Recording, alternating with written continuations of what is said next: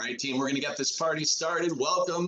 Tonight, it is April 2nd. I have no April Fool's jokes for you. That was yesterday, so you guys are lucky. Those of you that are on my Facebook page, you'll see a funny one. I'm sure that there were some smiles that came out of it. Welcome.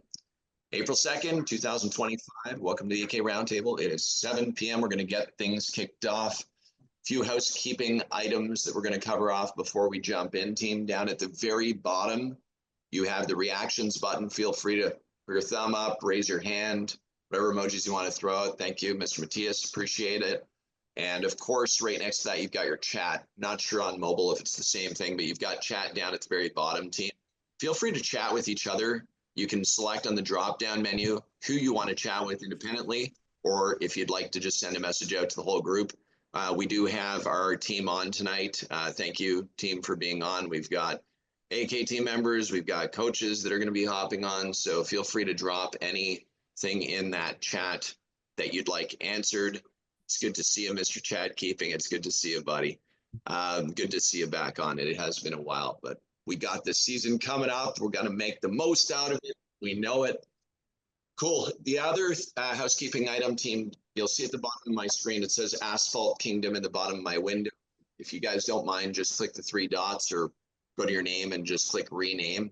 Change your name over to your name, followed by your email address if you don't mind. It's so that we can send you like 900 emails. No, I'm kidding, team. It's not about that. It's about making sure that we're building the network, building it stronger, interact with each other, engage with each other. You're going to hear people speak tonight, and you're going to want to be able to create these kind of connections. I always find too, dropping a little message in the chat that actually states where you're from is really helpful, just to connect some dots as well. We know that people are sharing jobs on here all the time, and that's something pretty cool. You might get a lead from out of state or something that you want somebody else to help you on. So leverage the network, leverage the roundtable. We're up to almost 3,800 members, a part of the AK roundtable network right now, so it's pretty exciting. So to go there, we are actually going to be launching our contractor network, which is coming up pretty soon. So stay tuned for that. You will be hearing a lot more about that coming up in the next week. Okay, and we're going to be building a fantastic network that's going to be a map, literally map overlay with pins of your locations on there, your places of business, and again, yet easier to find for your clients and perhaps facility managers and property managers that are out there searching through that network to find contractors and business owners to do work for them. So we're working hard, guys, to help you grow your businesses. Stay tuned, okay? Everybody cool with that? Awesome. Excellent. You'll see my name is now Judd, followed by Judd at asphaltkingdom.com. But Mr. Malone, how you feeling tonight, man? You feeling good? You ready to rock and roll? Sipping on some juice there? Some smoothie. Nice. Yes, sir. Been waiting for this roundtable. Fantastic. Cool. Well, let's kick things off. You know how it goes here at the roundtable. We kick things off with some wins. So let's celebrate some wins. Let's get the party started. Feel free to raise up your hand. We'll go through 3 or 4 wins that are on here. And please, when you're sharing your wins, if you can dive into it, let's spend a couple minutes there and actually talk about it. And perhaps other people can feed on that. We always say something, right? Success attracts success. So let's rock, man. Colton, what win do you have, bud?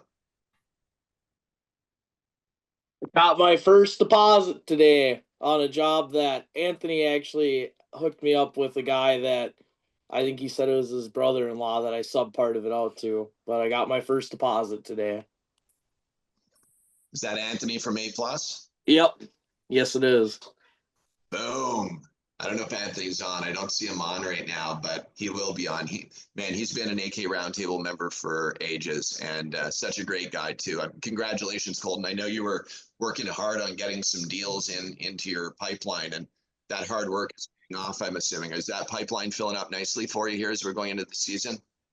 You know, I still got a lot of people. I've probably got 30 or 40 messages with that are still kind of toe tapping, but it's like, I got one, so let's go. Nice. You pumping out those quotes, those pavement assessments? Absolutely. I don't have the access to the assessments. I just have the proposals on my AK dash. But we're making it work the best we can. Well, I'm gonna hook you up with something, so just shoot me an email. I'm gonna hook you up so we can get you really fired up, man. Just send me over an email. Thank We'll do our best to help you get to that next level, man. Grant, what's happening? What's the big win? Got our first contract signed with a commercial construction company. So they've got a few. He's testing us out on one job, a smaller parking lot. We're adding 3 curb stops. It's about 50 lines and a few poles for handicap spots, but it's a pretty small job, so should be able to really do a nice job. And then he's got a few grocery stores that he's doing the rest of the summer. So really trying to win over some trust there and build up some contracts with some commercial guys. So we got one job at least committed with this guy. So hopefully able to keep a few more coming. Multi-location opportunity potentially, right? Yep. It's good stuff, man. Count-based sales, right? Love it. Well done. What other wins do we have here on the board? Any wins? I know that there's tons. Don't be shy. It's got to be a win somewhere. We got to inspire people, you know. Hey guys, yeah, this is Michael. I'm new kid on the block and new with Asphalt Kingdom. This is my first round table, but I literally just picked up my first deposit on a small strip mall in my hometown, and excited because it's with a property management company that will provide more opportunities once I execute on this, which is this coming Monday and Tuesday. Congratulations, Michael. Congrats, man. Thank you very much. Very excited. It's the beginning. Let's go. Cool. What about you, Mr. McCann? Any good wins on your side? I know that we're working with lots of people, helping them grow their businesses. Any fun wins? Lots of individual wins, minor sort of micro wins for our clients. Had a great little chat there with John here this afternoon, just on pricing in Florida. But just building the network, building, just helping people out, just doing what we do here at Asphalt Kingdom, being a lighthouse. Love it. Fantastic. Appreciate you, brother. Scholar Garmin, Pennsylvania in the house. What's going on, man? What are the wins that you've had this week? What up, bro? We laid down some sealer this week. We sealed a commercial job, and we had our kickoff training of our new employees. So we take them through a vehicle course. We do dry runs with water. We teach them how to spray. We teach them how to, trim in and, how to lay out quote unquote sealer with water, and all that fun stuff, bulk tank operations, pump operations. So yeah, that was definitely a win. We got some new employees on board and trained up and laid some sealer down. Fantastic, man. Seasoned rocking and rolling, getting in. I know that Mr. Harris is looking forward to getting over there to PA and crushing it with you guys too, man. It's gonna be a ball. Yeah, we chatted a few hours ago. So we're lining it up. It's gonna be a good time. I could feel it. I can feel the energy. It's gonna be good. Fantastic. Well, listen, let's carve into something I think that's really important to any business here. I've taken a little time. We're working really hard right now on really driving Q2 really hard this quarter. We kind of do it every quarter, but I feel like this quarter is a really important quarter for all of us. Would you kind of agree that Q2 is pretty important to all of us as we're rolling into this kind of summer break? And when I say summer break, I mean that the summer is coming, the winter is breaking, and so we start to get into season. Who here thinks it's an important time to get sharp potentially on making sure that we're building a profit machine? Is it important for you to own a profitable business? Is that important that you're working towards building that? I think it's a very important thing. And for those of you that are just starting out, building an extremely profitable business right out of the gate is not always the easiest thing to do, right? Because of all of the things that you're needing to invest into out of the gate. And, it's a new business, but there's a really cool guy that we've been studying, and our CEO and myself are speaking about him today in our meeting. And it's his name is Mike Michalowicz. Anybody know Mike Michalowicz? Anybody know that name? I'll drop it in the chat, and I'll actually drop in a YouTube video that I think is going to be really helpful as well. It's about a 10-minute video, but the name of his book is actually called Profit First, and it was really, really well done. Raise your hand here if you have a real solid, tight understanding of financials and how to build a highly profitable machine. Be honest, raise your hand if you really have a tight grasp on building a highly profitable machine. Brandon, was that like half and half, or was that like yes, or How about yeah, that? 10 on 10? Cool. You're one of the few, my man, and you've built a very, very large company. You've got a lot of experience in the towing business, right? And so you've gone through building a business and understanding the detail of your numbers and the oxygen in your business. But I think a lot of the time is, especially in this industry, what happens is we get into what we call kind of this engaged season where we go and grind. Does everybody know what I'm talking about? You just go out and you grind, work hard, work hard, work hard. You know what I mean? Go out and sell as many jobs as you possibly can and fulfill on the jobs that you've sold, and kind of just wing it kind of as we're going along, right? So what we do is we collect revenue, right? We collect money. And then we have, of course, we have our operating expenses that are coming out right out of that, right? And so we've got our taxes, we've got all kinds of stuff, all of our expenses that are essentially rolling out of that revenue. Everybody agree with that? So let's just say hypothetically we were able to shift the mindset to profit first. And I'll drop this in the chat right here. I'll also drop the URL in here. But what it's basically telling you to do is you set up an account that actually is your profit account, and you're going to take your profit before anything else. So you collect your revenue and then you take your profit. So depends on the margins in your business, but imagine just hypothetically saying that for every $100 that you are collecting, that you are taking $1 of that and you're sticking it in a profit account. I know 1% is not where we want to be, but if you moved into the discipline of actually just moving that money into a profit account, not touching it, do you think that you potentially, if you wouldn't touch it at the end of this year, you'd have money that would be available to you as cash? Do you think that could be a possibility for you?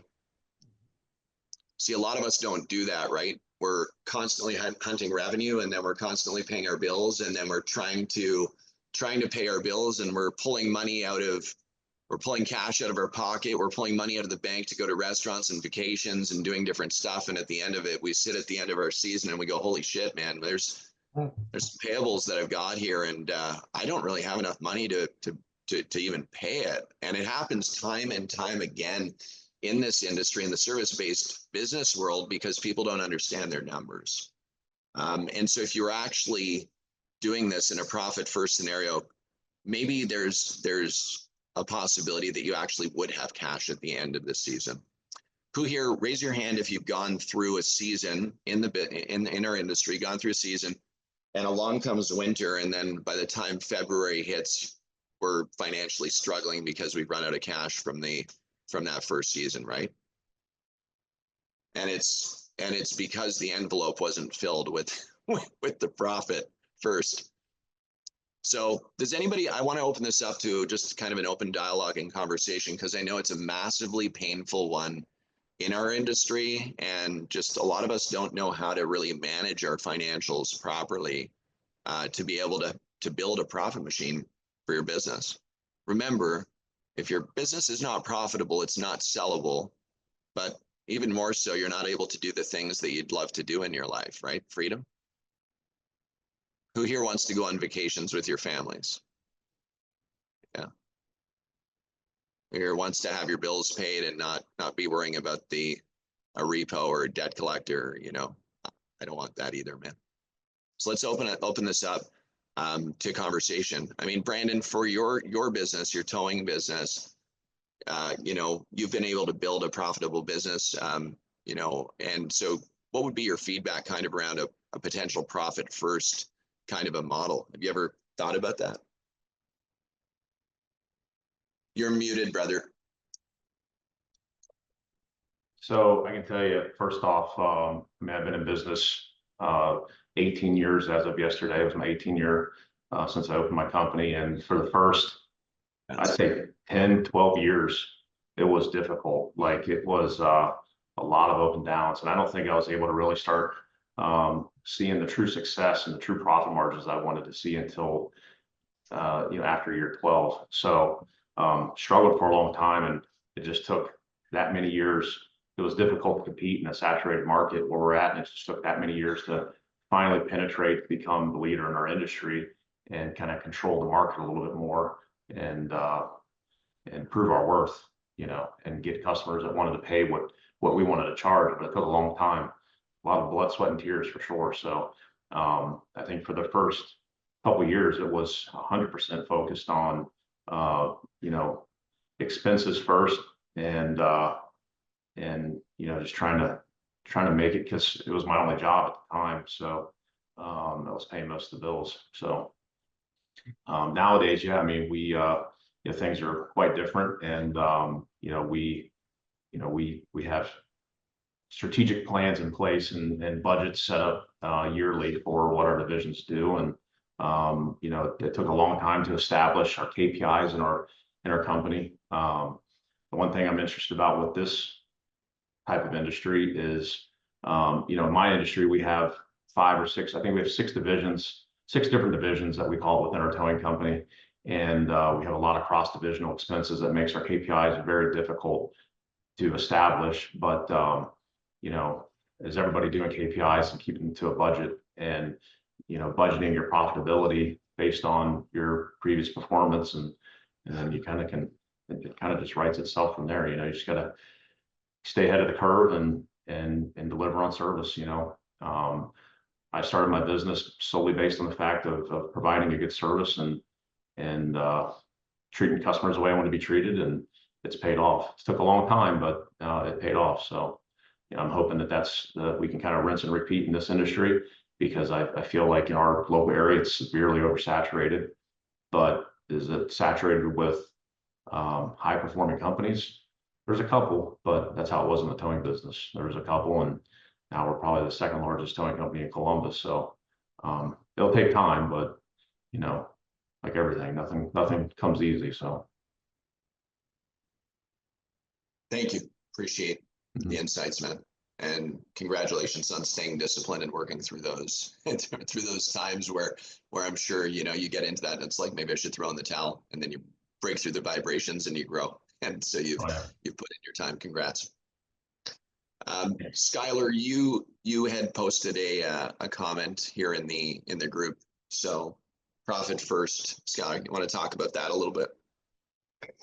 Yeah, you know, I know, so Mike's right-hand man, Ron, he basically runs the show day to day now. I'm in a mastermind with Ron. We've spent some time together. We have a relationship. So, you know, again, copy of the book was sent to me by Ron, and, you know, after a conversation of us. And yeah, it's definitely an interesting approach. I think it's definitely for people starting out that struggle with finances, you know, or like, what do I do first? It's definitely a great model to do. And it takes discipline, right? You know, it really does, because each one of those accounts are going to go into buckets, and the buckets got to stay full, and they got to stay dedicated.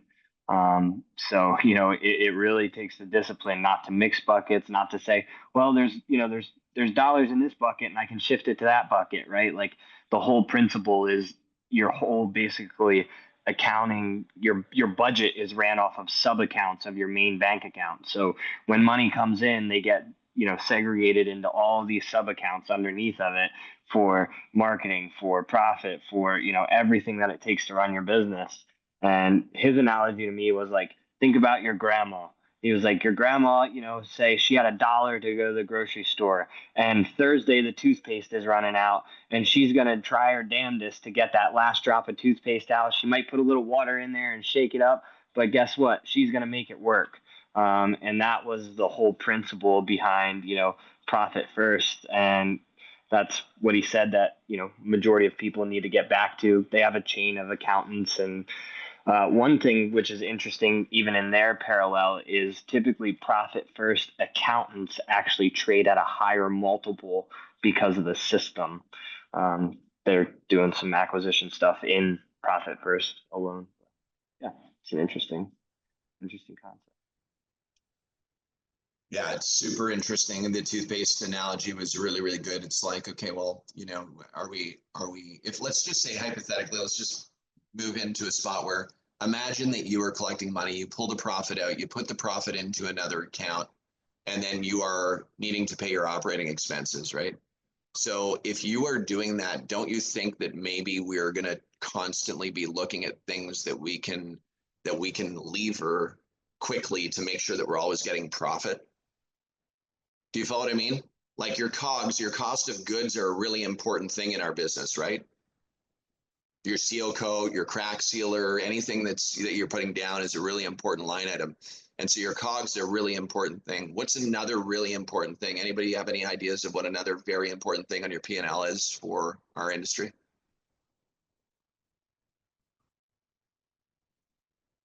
Labor. Labor.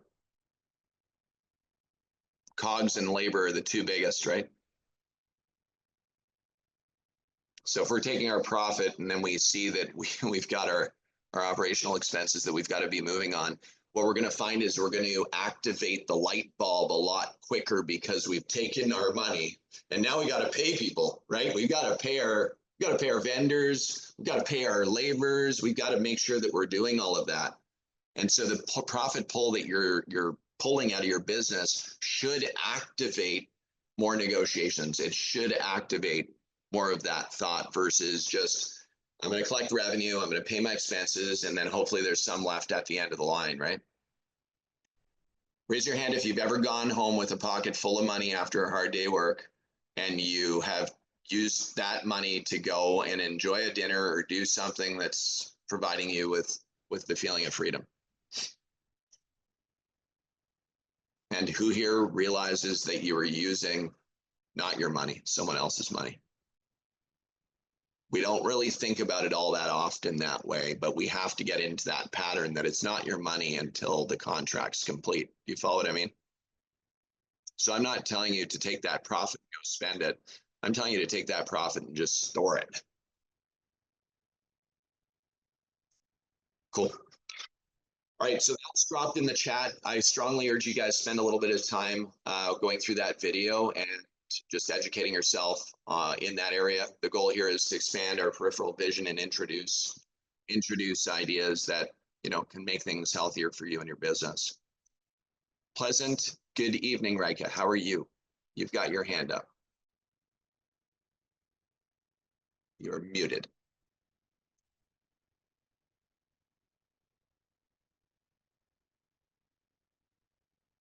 We know that you'll Can you hear me up. now? Sure can. There you go. There you go. Sorry about that. I actually have a question. I think that you already have that set up, so I just want to put it out there. I do love the idea to provide value to the client before anything else to kind of build that trust. So what I'm planning on is to build an annual commercial maintenance schedule that goes for everything. I want to talk about from waste management, from plumbing, electrical, everything. My goal is to send this maintenance schedule program to the general managers to kind of like build that trust and show them that we kind of wanted to support them before owning their business. Do any of you guys have that set up already? Have you guys thought about it? Have you guys seen that before? I did create one on ChatGPT, but I do understand that when it's you guys might have a little bit more of information, when it comes to reviews of what to do, what not to do. Just in case you guys have anything else to add to do what I already have. Does anybody have something like that, have done something like that before? Oh, and feel free to jump in, anyone, but I'll jump in and say the pavement assessment is really doing that parking lot inspection and giving them that consultative sales approach that doesn't have pricing. I personally have not seen people go and do anything. Like if you're a pavement solutions company, then generally it's asphalt and concrete, but plumbing and electrical and roofing and those kind, like as a full property evaluation or inspection, I haven't seen anyone doing that. Has anyone else done that? So I just wanted to clarify, maybe I didn't express myself properly. I don't wanted to do an inspection for them. I just wanted to kind of show them a reminder that what is to come. So like in the ChatGPT, they told me that the best month to do the electrical should be May to August. Kind of something like that, just kind of as a reminder for them to check the maintenance. And then I will slide there that my company provides the asphalt that, as well. So in case they need, I'm here to offer that service. You know what I mean? Like selling without selling, pretty much. I totally understand. Excuse me. I totally understand where you're going with it. I guess the question is, has anyone tested that? And what are the results would be the question, right? I do know around. Go ahead. No, I was just gonna say I'll chime in. I totally believe in what it is that she was just referring to, whether it be this business or any other business, especially if you're again trying to onboard a new client, is you should always provide value, and that shows that the kind of individual and the work ethic that you might have is that you're always going to be providing value to your customers, sometimes at quote unquote no cost to them, but there's still a value, whether you're educating them or providing an above and beyond with whatever the scope of work that you initially agreed upon or whatever. But I think if I'm not mistaken, what she's saying is by doing this up front with any new business development, providing value, and that could be as simple as, again, educating them on something that would help their business. So I'm all aboard on that. And that's kind of how I operate. And as my new client, the person I literally just picked up a deposit check from, one of the things I gave them was I helped them out with letting them know that they were out of code on one of the parking spots. They were out of ADA compliance. And so I just provided some basic information. They were really grateful for it. It also allowed me to add on a couple of other things that weren't initially part of the scope of the project. So I think there's a lot of value in what it is that she's proposing. And I think that if one is not already doing that in their business, that would be a good thing to start doing and providing. So sorry, I totally just got on my soapbox, but That's awesome. I just want to say that when I used to be a strata manager, that happened with me. This company sent me a schedule for a strata manager, that what I should look for through the year. It kind of helped me just to organize my day to day. And I never forgot that company, and I definitely gave the company a lot of work after, because he didn't ask anything for me that time. He just helped me with basics. So I just thought it would be a good idea to do the same thing. So that's great. And on just since we're on this topic, there is a book, I forgot who the two authors are, but it's called The Giver. And it's an interesting book with the way that the story is basically it's nonfiction, but it gives you the story of the essence is, the more you give to people, not looking for anything in return, the more that will come to you. So it's just kind of that mindset thing of as you open up to, you know, that positiveness and being in the giving state, that the more you give out in the world, the more will come back to you.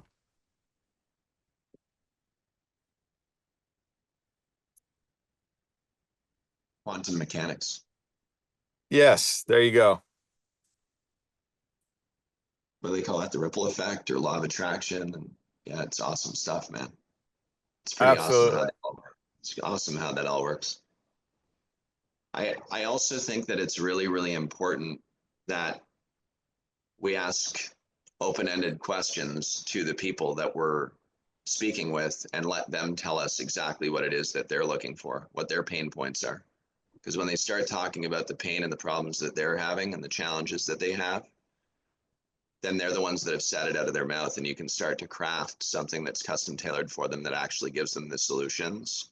And then you over deliver on the value of what it is that you're delivering. I love the proactive approach. I do also love the idea of listening to people. Everybody Agreed. heard of the 80-20 rule? 80-20 rule? Yes. Yeah. Closer framework, right? Closer framework. C is clarify. Clarify why you are there. Clarify why they are there. L is label them with a problem. O is overview their past pain. S is sell them the vacation. Don't get granular unless they ask. You do that in the next stage. E, explain away their concerns. That's when you do it, when you can get more granular if they ask. And then R is reinforce their decision. So important to listen. A lot of people come to us and they say, hey, AK Dash has like scopes of work that are in there that are pre-populated and built. And we're like, yeah, we pre-populated and built those in there, but the reality of it is not everybody's going to want to see that same scope of work, that line item, right? Remember, if you're dealing with a car dealership, it's different than dealing with a school. If it's a project that you're really looking to close a deal for, shouldn't you get emotionally compelling on those line items inside of your proposals and assessments? Speak to the person that you've listened to. Craft it around that. Right? I love the idea. Just be cautious with giving too much, because that can be overwhelming for someone as well. I know that it helped you with the strata. Just make sure that you're having a conversation up front, maybe just to open up what it is that could be painful for them, and then over deliver on the value once you've addressed their pain. My suggestion. But I love the idea. Any questions on that, team? Closer framework, by the way, it's in the vault. It's in the AK vault. Right, Matthias? Clarify, label, overview, sell, explain away, and reinforce the decision. Program it in your mind. Take people on a journey, and you will be able to help them more. Cool. Questions? Let's open it up. We are 7:35 p.m. Let's rock and roll. I know a lot of people are new on here, as well as people who've been on here for, yes, Colton, let's do it. I was telling, when I talked about, I was on the phone with Rob earlier. I was telling him, I had a gentleman that wanted me to do a job, and he really wanted me to just do the bare minimum to save him a lot of money, but it wasn't the right way to do it at all. I mean, do y'all kind of turn down jobs where it's kind of just, you're not doing it the right way? And my thought process behind turning it down was that could make me look bad by doing it in a way that did not look good at all. So I turned it down. I told him no. Brandon, go for it. I see you jumping on. I mean, I've turned down jobs in our company that I'm not gonna put my name on it. It's not worth the risk. It's not worth the liability. And if you don't want to put your name on it, I wouldn't do it, plain and simple. You'll get another job. You'll make money other places. I wouldn't sacrifice your integrity for one job. Especially if integrity is a part of your core values, that would be pretty rough if you did that, right? Yeah, that was kind of my thought process behind it. Is I just, no matter how, if I did it any sort of way that guy wanted me to do it, it would have just looked so bad, and it wouldn't have lasted 6 months. And if he went around telling people that I did it, I was like, yeah, I couldn't. I told him you'll probably be able to find someone who just is looking for a buck to do it, but that ain't the way to do it. Billy, you crack me up, man. Billy says, refer it to one of your hungry competitors and let them go. We've definitely done that before. Stuff that we don't want to recover. That's a liability about to roll over, but give that to the guy we don't like in town. My goodness. He can take that job. Cool. Let's bring up some other questions, team. This is open. This is roundtable. It's not, we're here to expand peripheral vision, grow. We need to ask really important questions though, I think, right? It's not about how's the weather. Let's get a little bit deeper. Do you have any kind of questions about residential, commercial applications, seal coat designs? Like, do you have some stuff that you want to ask about on here? Zach Smith, your hand is up.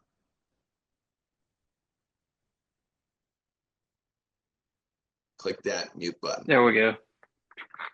Shoot. Oh man, what was it? I just had it.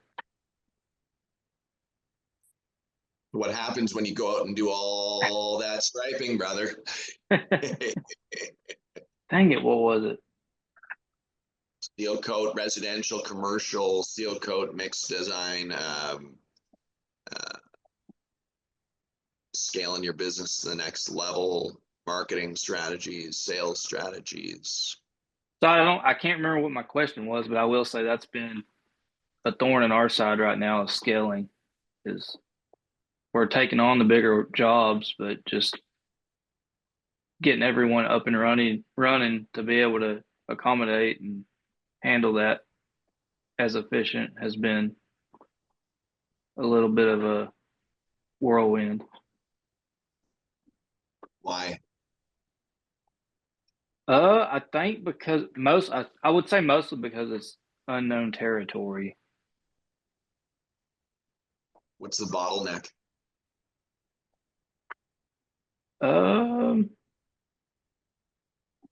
Everyday things. I mean, we've had 2 trucks go down.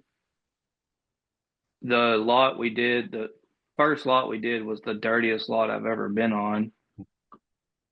And we try to get it cleaned up and I don't know. And then, yeah, we took some shortcuts towards the end of the job, and now we're going to have to go back and fix some things. You're going to go back and fix them though, right? Yeah. It's good. Unfortunate. Does that client know other clients? Oh, I'm sure. Yeah, I'm sure they've got a lot of work too. Zach, what year is this? Remind me what year it is for you. So March of last month was year 3, but first year doing first full year in asphalt maintenance. You're doing awesome, man. Just part of that pain, of course. Again, you've heard the vibration analogy, right? Vibrations pop, vibrations pop, vibrations pop. Identify your bottlenecks and the things that are really holding you back from scaling. And when we say scale, what is scale, right? What is the definition of scale to you? What does that look like? I think that's a conversation that you should probably take some time and really reflect on. And I will say this, Zach. Imagine that you had a board of directors that you could go to, right? Imagine you had people that have scaled businesses, that have been where you are, and imagine that you were able to sit at a table with them and tell them what it is that you're challenged with right now. And imagine that they were able to give you their advice. Different people, different businesses, but have been there and done that. Do you think that the value coming out of a conversation that's a 1 hour conversation would be worth it to you? Oh, absolutely. You should do it, brother. Find some people that you can connect with that have been there and done that and that you know have done it. And then make sure that you come with a prepared list of the challenges that you have so that they can be spoken about and some solutions can be put in place. Don't come with 15, come with maybe 2 or 3 max that are the top ones that are holding you back. But I actually reached out to Zay in a Facebook Messenger early this week, because I mean, I'm 20 miles from him. I've known about him, and I should have reached out to him sooner. But I said, let me get you coffee or breakfast sometime. He's like, yeah, let's do it. So, well done. Yeah, great. That's the thing too, is like when we're trying to navigate building a business alone, a lot of the time we feel that we just have to take on all that weight and carry around the backpack with rocks in it. And just, if we can't do it alone, it means that we will be seen as a failure. It's complete bullshit. Like, you should be able to communicate with people. You should be able to call on people. You should have mentors, and you should have a board of directors that you can really count on being able to call and to help you go through those challenges. It's normal, but you guys should all not be alone on here. You should have people you can call. I know a lot of you do have people you can call on. Don't hold back. It's really important. Cool. Let's go. Billy, you've got your hand up, brother. Zach, you've got this, man. Reach out anytime, bro. Hey family, how y'all doing?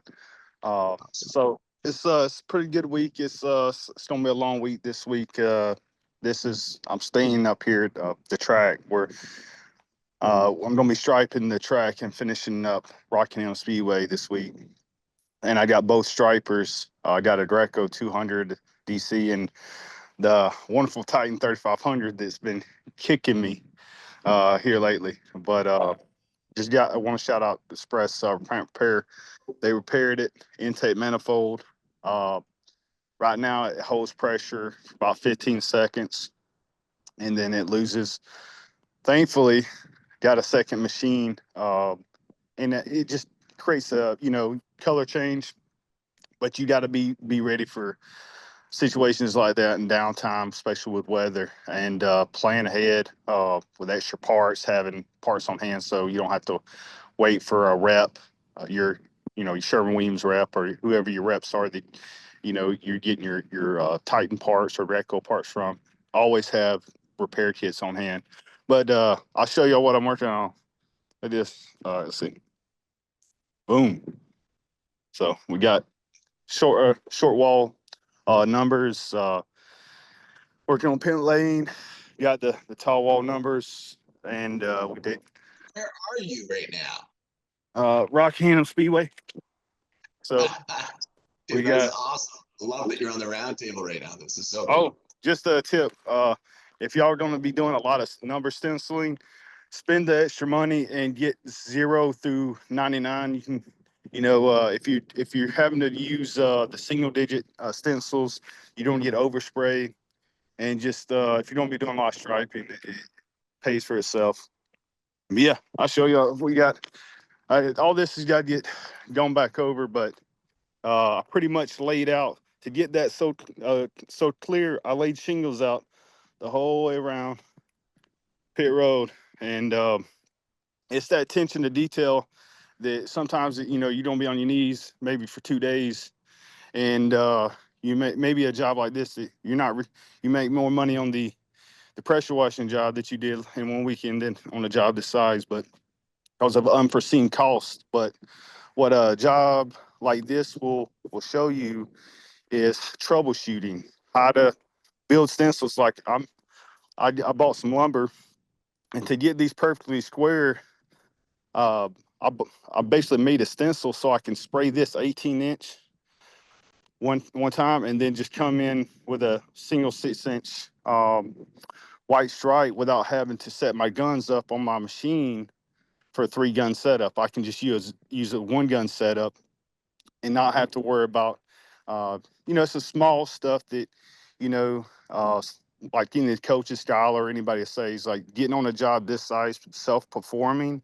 Because when you get to a point ultimately where some of the AK roundtable members are at, and they're pretty much just they're acting as the sales, right?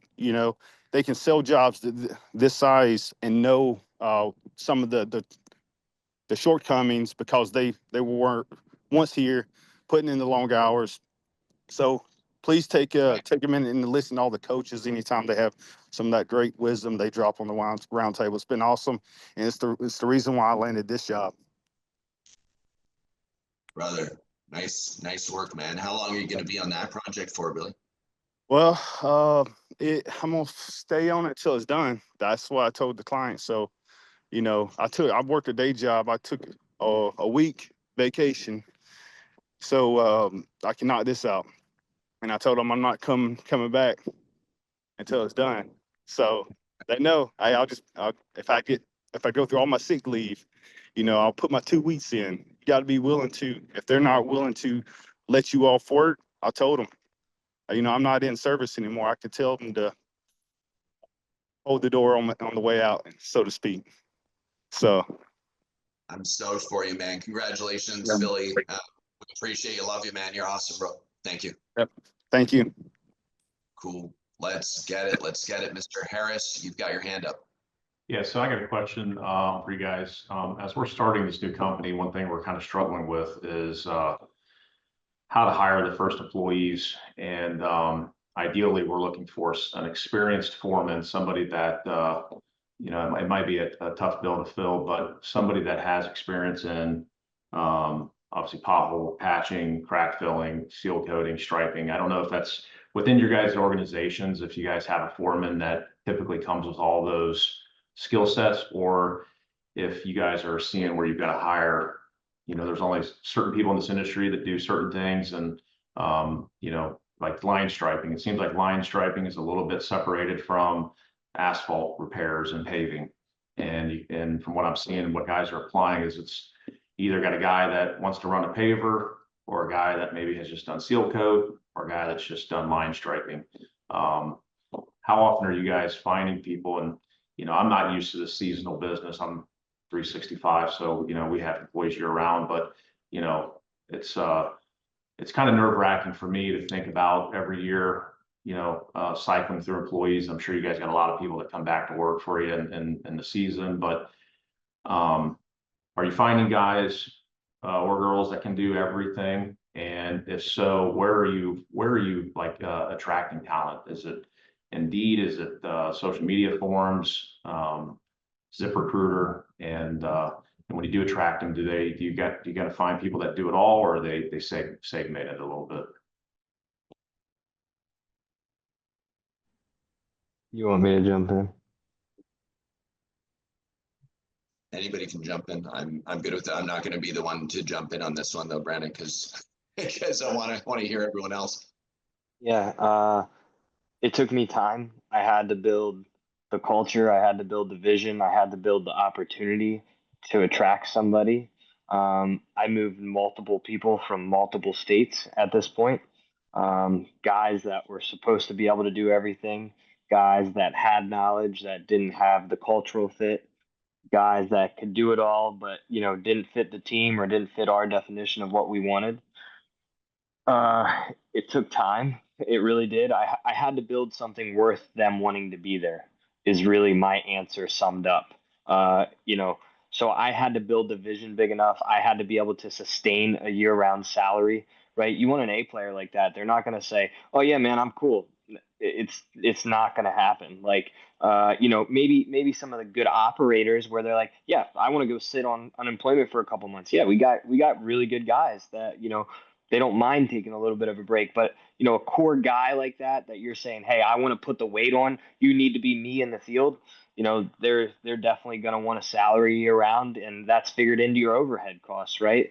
So now instead of 50,000, it's 100,000 because you might pay them 50,000 during that 6-month season, but the other 6 months you gotta sustain their overhead. So now instead of charging $50 an hour, you gotta charge $75 an hour or $100 an hour. I'm using bad math, but you just gotta, basically what I do is look at my annualized overhead cost and I break that down into 120 working days at 8 hours average. So I always say my method is to run my business is, how do I design the customer journey experience thing that I want my clients to go through, that I want my internal staff members to go through, that I want my vendors to go through?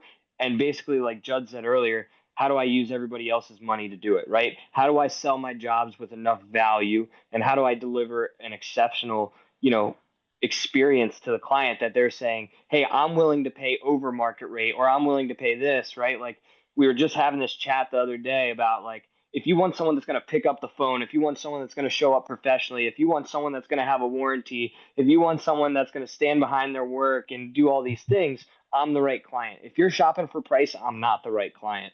Or I would be contractor client, whatever, to them. They would be my client. I would be the contractor. But yeah, man, it takes time. You will find a jack of all trades. You just got to build the vision. You got to build the culture, and pay them well, right? Where's the best source that you've used to find good talent?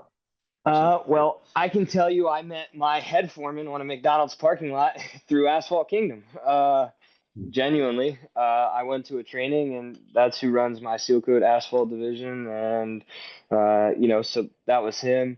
My secondary foreman that runs paint and concrete was a local guy that owned a business. My other team members came off of, like you're saying, Indeed, ZipRecruiter, all those things. And you want to know the way I stole them? I stole them 3 months ago when everybody wasn't paying them, right? I targeted hard on the off season, saying you're sitting at home. Like, I genuinely crafted my message against it. You're sitting at home on unemployment, sick of the layoff. You want a team with culture. You want to know what's going on in the day. You want a crew that doesn't take their shirts off and smoke cigarettes. Come join us, right? And everybody, all of a sudden, magic happened. And then we started having morning huddle meetings, and we take everybody from the top to the bottom, and we tell them what's going on every single day. And they're like, "Holy shit, dude!" Right? These are guys that, now they're taking all of my local competition, right? They're like, "Hey, I know a guy. Can I bring him over? Hey, I know another guy. Can I bring him over?" And like, the magic starts happening. But it was in all those little things for me that I didn't realize was missing, that took so much time. The meetings, the SOPs, the culture, the core values, the things that, like, again, right? Like, I got hand smacked a couple times even in this, right? Of like, oh, what's your core values? I could say them, and he was like, "Okay, now go get somebody out in your shop." And one of my coaches, he goes, now say the core values." And he's like, "I don't know." And he was like, "You're failing as a leader. That's your problem. We need to review these every day." So it's something we do in our morning huddle, right? And these guys want a good place. It's funny. It's super funny when you go on like these pages and everybody's like, "Oh, we're drug testing. We're doing OSHA 10s." Every single crew member we have, OSHA 10 certified. Every single crew member we have, drug tested. Our foremen's OSHA 30s, right? These guys want these things, and they want the good environment. It's just, you got to create it and genuinely care, right? Like, I'm just really passionate right now because we've went through it, and it's really starting to take off for us. So Yeah, it's think awesome. Nice job. yeah, man. I was just gonna say there's a really important nugget there that Skylar dropped, and the guy that you're looking for already has a job, so you're gonna need to recruit that person. 100%. And in terms of where you're gonna find the rest, I mean, I operated in the seasonal market for a long time, recruited my main guy, and then had several foremen that kind of stayed on year round. But you need to find a way to make the numbers work and have that kind of customer funded business model on at least 3 or 4 guys, depending on how the business is set up. You're no matter what going to have to fill out with some seasonal labor, but that real key A player who's going to be kind of your, Jordan's direct report, you're going to have to recruit them because they're already employed. Yeah. Skylar, what are you doing with your guys, with your key players throughout the wintertime? So Asphalt has extended us, significantly, right? The the paving side, patching side, anything there. We do some indoor line painting for basketball courts and stuff like that, and then we do control joint stuff in warehouses. But that's majority of it. But like, and I'm gonna say that's 30% of my winter. 70% of my winter is, you know, building the chariot to storm through the next year. Like it is intense.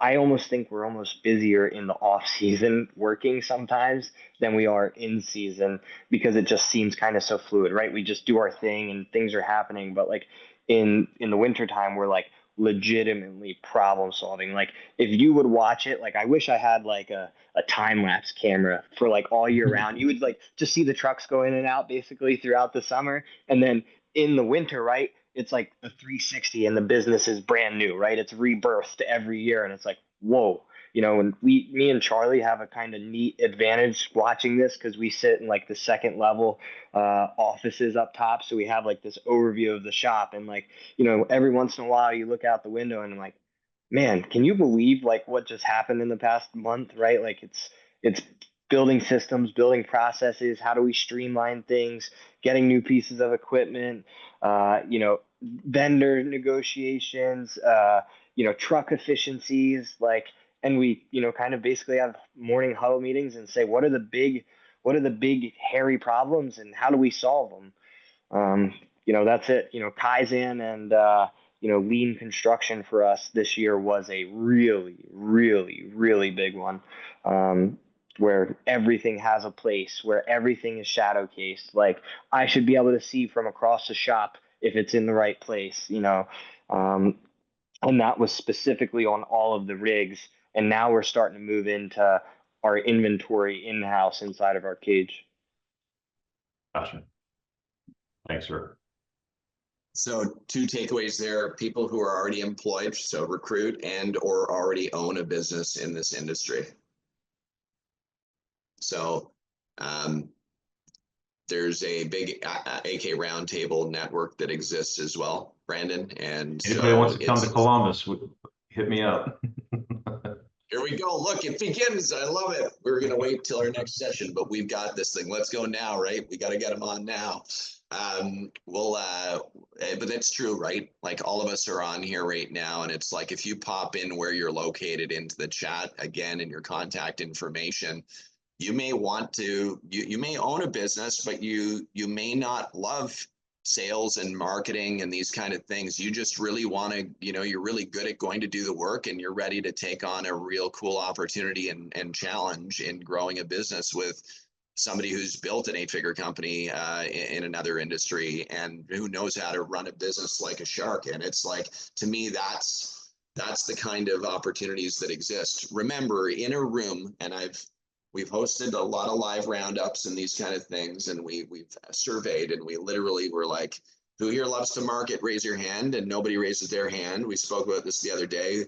Who here loves sales? Nobody raises their hand, but the majority of people raise their hand when you ask them who here in the room likes to do the work. And the majority raises their hand. And so remember, you don't need to be strong at everything, right?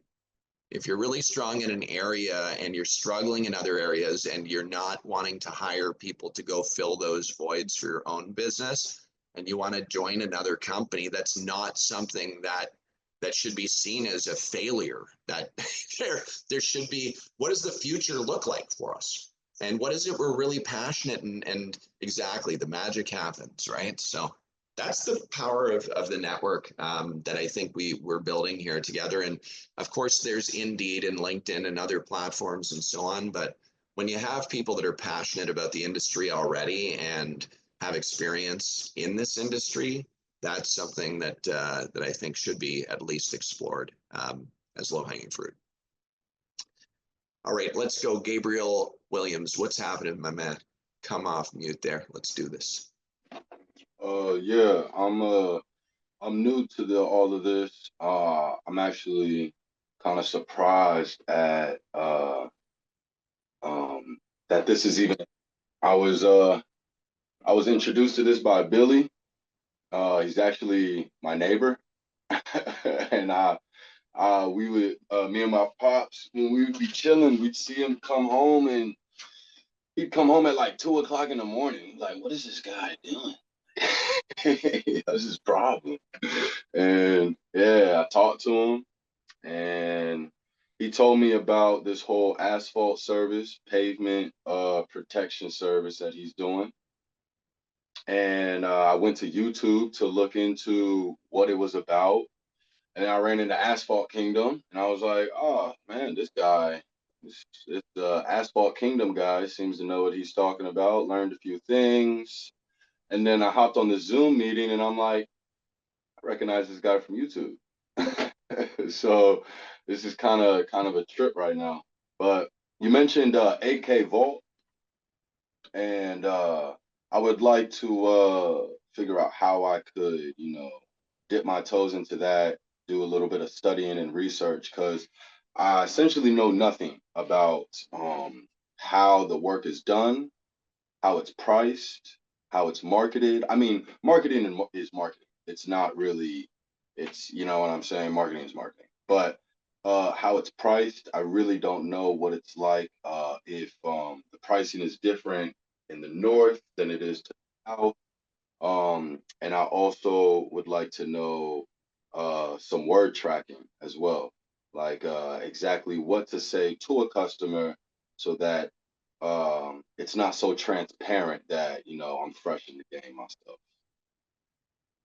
First off, welcome. Second off, you're in the right place. Everything that you're just speaking about right there, you're going to be able to excel quickly because we've been there, done that 1,000+ times over, thousands of times over the last 20 years. We just celebrated our 22nd business anniversary. Pretty awesome to think about that. It's pretty. Brandon, I got you, bud. I got you, Brandon. I'm laughing, right? How many years, Brandon? You've been doing it 17, 18 years towing? Is that right? 18 years yesterday. We're on a race. We're on a race, brother. I started my company on April Fool's Day.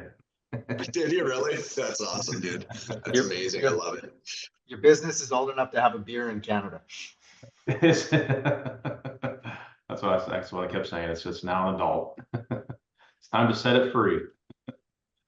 Gabriel, get with Billy regarding the vault. Billy has something that he'll share with you there. And man, well, just welcome to the team, one step at a time. All those pieces will get answered for you very quickly. Trust the process. It's what I say all the time, man. Trust the process. You're in the right place. Welcome. Beautiful. Thank you. That's all I have. Welcome. Cool. Got your back. All right, Mr. Michael Winley, you got your hand up. It is so good to see you, buddy. Let's go. Click that unmute button. There it is. Yeah, I apologize. I had to get off the computer because I'm on a different computer and I ain't quite figured it out yet. But hey, it's good to see y'all. It's good to be here. And for any of the new guys that are just starting their business or don't know, or you got a lot of questions, you're in the right place. And I want you to know there is no dumb question on here. So ask it. If you think it's a dumb question, ask it anyways, because you might need to know the answer to get the breakthrough you're looking for. So don't be shy, be vulnerable. If you don't know, you don't know. Ask. Like right now, I'm fixing to ask a question. I got 380 stencils I started doing today. I bought 0 through 9. I bought 3 sets of them. I didn't get to 0 through 99 because they're 2 foot tall, 9 inches wide. The wind was so bad today, I couldn't actually spray them. So I went and with my crayon, marked out 380 underneath them, measured about halfway where I can start them. My question is, I stopped by Sherwin-Williams, see if they had a 217 or a 219. All they got is 419s. What tip would be the best tip I could use not to get so much paint on these stencils where I got to continuously wait for them to dry out? So when you look at the stencil, when you look at the spray tip, there's 3 numbers. The last 2 of them are the orifice, that's the orifice size. So the smaller the number, the less paint. The first number is basically the width of the fan at a certain height. So you're probably gonna have trouble without custom ordering something that's lower than a 17 tip. Okay. 17 tip is what I would use. Okay. Reason being is if you go lower than that, you know, you might struggle to get the coverage that you need and get the millage and the thickness of the paint that you need. In Okay. terms of keeping it off the stencil, just got to be a Okay. sniper, man.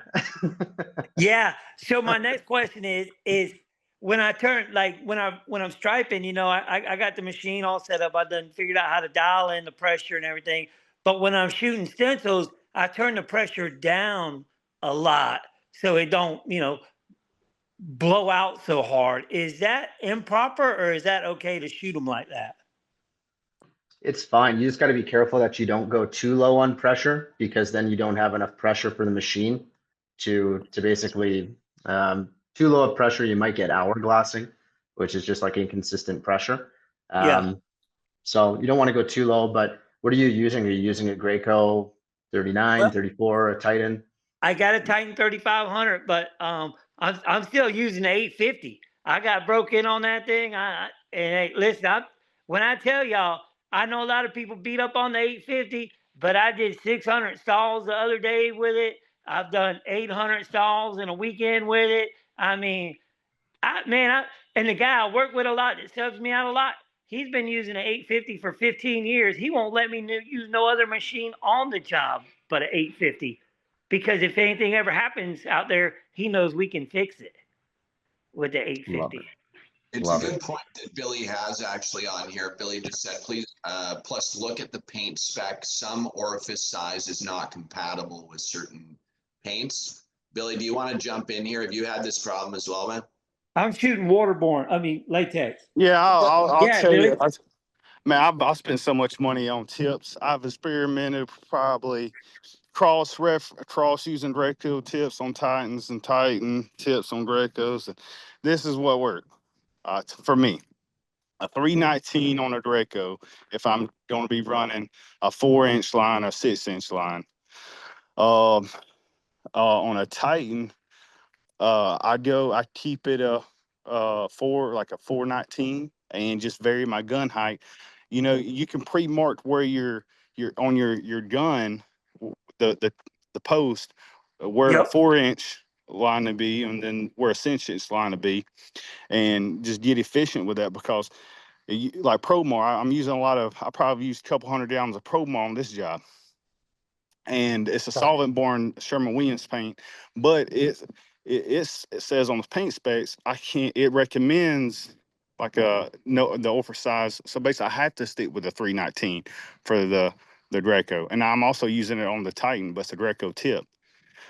Because if I don't, what I was using, the old base paint is so thick, unless you thin it down to a point where it's like water-based paint, you're not going to be able to push it through that orifice. It's that solvent-based paint is more coarse. So those finer tips, yeah, you might be trying to save a little bit on paint, but you might have to put 30 coats on it to get the same look, because you're not worried about saving cost on paint as much as you're trying to see the customer's expectations by having vibrant colors. So don't worry about saving paint. Go with the right tips for the right job.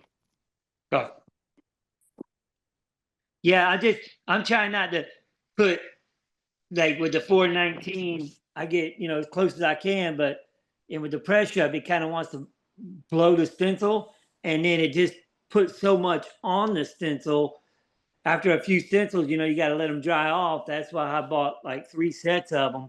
And but I do appreciate the information, and I'll start incorporating that in what I'm doing. Where do you get the 319 tip from? You can get it at any Sherman-Williams. They have it on the they have a tower, usually it's a rack, and it's going to be yellow. It's a yellow tip in the Graco cabinet, and it'll be a 319. You can get plus or minus a size up or size down. You're going to get the same effect. But just kind of experiment, get a few different sizes, because some people prefer, because it depending on how fast you walk and how much it's going to, also depending on your paint or your tip preference. Because if you're fast, you need a bigger orifice size, because you're going to be putting down more. You're going to be moving fast, so you need to put down more paint. If you walk slow like me, maybe you need a different tip. So kind of know your, and that'll come with experience. And I'm still learning, you know, so I'm. Yeah, I appreciate that, Billy, and I thank y'all. And I just seen Matias put it on there, so I'm gonna go ahead and order me some tips because the Sherwin-Williams, all they have around me is the 417 and the 419. Get it. Let's get it. Thanks, Billy. Thank you, Thanks, y'all. Dylan. Thank you, Skylar. Thank you, everyone. Guess what we had tonight, team, on the AK Roundtable? We had bonus time, bonus time, bonus time. You know how it goes. We're not just closing this thing off at 8 p.m. That would be too easy on our team that does the whole review of the roundtable afterwards. You know, we got to give them we got to give them a round of applause for staying the extra time as we do. Come on, that's good. That's good. Thank y'all. All right, cool. Well, listen, fantastic. Everybody get some golden nuggets tonight. A few takeaways. Yeah, good energy, good vibrations. Awesome. Let's get it. We'll see you guys all next week. Same time. Oh, wait. One more thing. Mr. Malone, is there anything that you'd like to say to all of our wonderful community here tonight? Yeah. It is the best time to get onto AK Dash, man. We've got a lot of exciting things coming this way. By the end of the month, you know, very new updates to look forward to. So if you have not yet, let's get some time carved out by the end of the week so I can show you exactly what we've got going on with AK Dash. Let's get it. So back to it, Mr. Malone, his email's there. Make sure you get on with Malone. He'll be happy to show you underneath the hood and get things moved forward to help you keep your business super organized and closing those deals. Leverage the pavement assessment module. Pavement assessment module is magical in there. Use it, leverage it. See you next week. Same time, same place, everyone, right here on the AK Roundtable. Have a great night. Judd. Thanks, man. Hey, Dylan, just Thank send you. me a Zoom link. Robert, thank you. Sir Grant. Yep. See you soon. See y'all, guys.